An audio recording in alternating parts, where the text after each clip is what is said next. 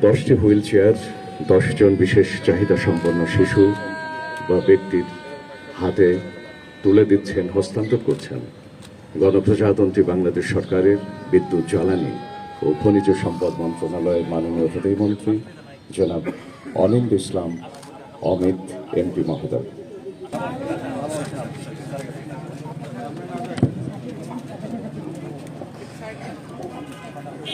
আমরা দেখছি যে একজন চাহিদা সম্পন্ন শিশুর হাতে 53,000 টাকার আর্থিক সহায়তা হস্তান্তর করছেন মাননীয় প্রতিমন্ত্রী মহোদয়।